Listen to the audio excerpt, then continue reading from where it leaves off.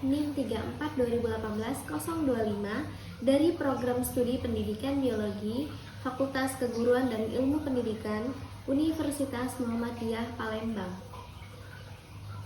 Assalamualaikum warahmatullahi wabarakatuh. Apa kabar semuanya anak-anak? Alhamdulillah baik semua ya. Masih semangat untuk mengikuti pelajaran hari ini? Baik, masih semangat semua ya. Sebelum kita mulai pembelajaran hari ini, baiklah untuk ketua kelas silakan memimpin untuk berdoa.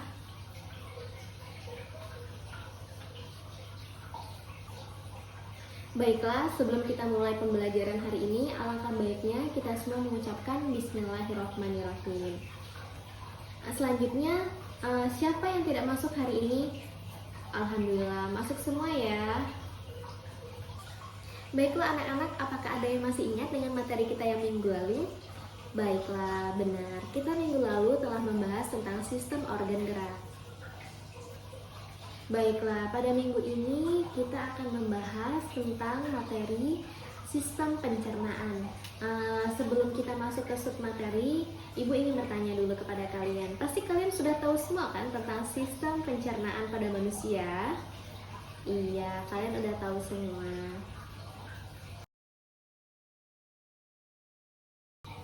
Baiklah, silakan kalian duduk di bangku masing-masing sesuai dengan kelompok yang sudah Ibu bagi tadi ya.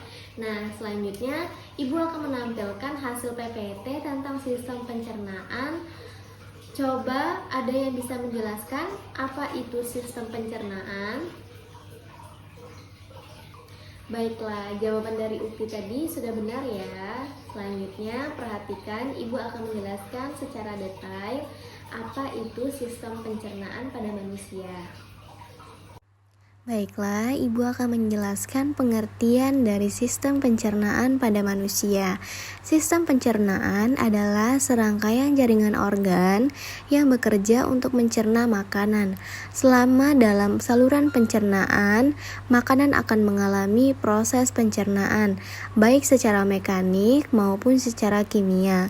Sistem pencernaan ini terdiri dari organ pencernaan dan kelenjar pencernaan.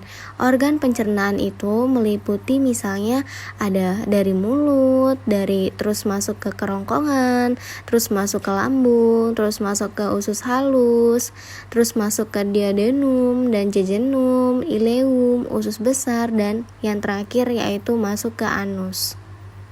Baiklah, itulah tadi penjelasan dari Ibu. Di bagian PPT tadi telah Ibu buat soal untuk kalian pecahkan secara per kelompok ya.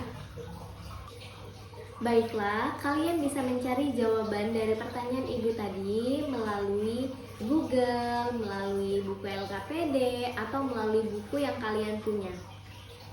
Lalu, kalian diskusikan hasil jawaban kalian dengan teman sekelompok kalian ya.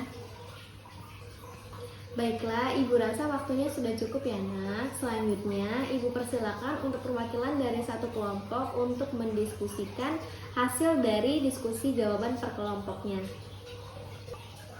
Untuk siswa-siswa yang lain yang belum mengerti atau yang belum paham, silakan ditanyakan apa yang tidak paham dan di bagian mana yang tidak pahamnya ya nak. Dan bisa kalian tanyakan di kelompok yang akan presentasi di depan ya. Untuk siswa-siswa yang lain yang ingin menyangga atau menambahkan jawaban dari peserta yang presentasi di depan, dipersilakan nanti ya nak. Baiklah, jawaban dari kelompok 2 tadi sudah benar. Baiklah, struktur dan fungsi sistem pencernaan manusia yang pertama itu melalui mulut. Makanan masuk pertama kali melalui mulut. Di dalam mulut terjadi pencernaan mekanik dan kimiawi. Di dalam mulut terdapat alat pencernaan berupa gigi, lidah, dan kelenjar ludah. Selanjutnya, setelah melalui mulut, masuk ke kerongkongan. Kerongkongan itu merupakan saluran tipis dan panjang yang kurang lebih 25 cm yang berfungsi sebagai jalan bolus atau gumpalan makanan dari mulut menuju lambung, bergerak menggunakan gerak peristaltik pada otot dinding di kerongkongan. Selanjutnya, setelah dari kerongkongan masuk ke lambung atau ventriculus. Lambung merupakan kantong besar yang terletak di sebelah kiri rongga perut. Lambung terdiri dari 3 bagian, yaitu bagian atas atau kardiak, bagian tengah yang membulat atau fundus, bagian bawah atau pilorus. Di dalam lambung terjadi pencernaan secara mekanis dan kimiawi. Pencernaan mekanis terjadi karena adanya kontraksi otot lambung, sementara kimiawi terjadi dengan bantuan dari getah lambung yang mengandung HCl, enzim pepsin, enzim renin, dan hormon gastrin. Selanjutnya, setelah dari lambung, masuk ke usus halus. Usus halus merupakan saluran berkelok-kelok yang panjangnya sekitar 6-8 meter dan lembar kurang lebih 25 mm. Terdiri dari 3 bagian, yaitu duodenum, usus 12 jari, jejunum, usus kosong, dan ileum, usus penyerapan. Baiklah, yang selanjutnya yaitu masuk ke usus besar atau kolon. Memiliki panjang kurang lebih 1 meter dan terdiri atas kolon ascendens, kolon transversum, dan kolon descendens. Di antara usus halus dan usus besar terdapat sekum atau usus buntu.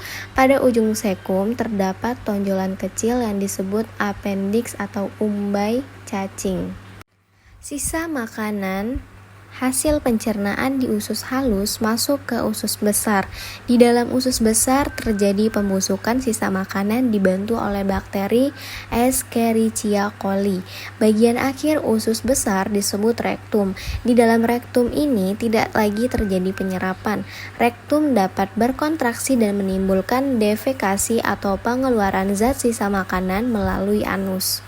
Selanjutnya, setelah itu masuk ke anus. Makanan yang sudah selesai diproses pasti harus dibuang agar tidak menumpuk di dalam tubuh. Maka dari itu, anus menjadi organ terakhir untuk membantu pembuangan sisa makanan atau defekasi. Baiklah, pertemuan kali ini kita sudah membahas tentang sistem pencernaan. Kita telah membahas submateri tentang pengertian sistem pencernaan pada manusia. Lalu kita juga membahas tentang struktur dan fungsi sistem pencernaan manusia. Baiklah, apakah anak-anak sudah paham semua tentang materi sistem pencernaan ini? Baiklah, sudah paham semua ya. Alhamdulillah kalau begitu. Baiklah, kalau sudah paham semua, Ibu akan memberikan tugas, yaitu apa sih gangguan dan penyakit yang bisa terjadi pada sistem pencernaan pada manusia. Baiklah, itulah tadi tugasnya dan dikumpulkan untuk ke pertemuan selanjutnya minggu depan. Baiklah, untuk pertemuan selanjutnya kita akan membahas tentang sistem pernapasan. Silakan kalian cari-cari tentang materi sistem pernapasan ya untuk pertemuan selanjutnya. Baiklah, Ibu rasa cukup sampai di sini ya, Nak. Terima kasih kepada siswa-siswa yang telah mempresentasikan di depan, yang telah menjawab, yang telah menyangga dan menambahkan jawaban dari teman-teman yang lain. Baiklah, Ibu tutup pertemuan pada kali ini dengan melafazkan wassalamualaikum warahmatullahi wabarakatuh.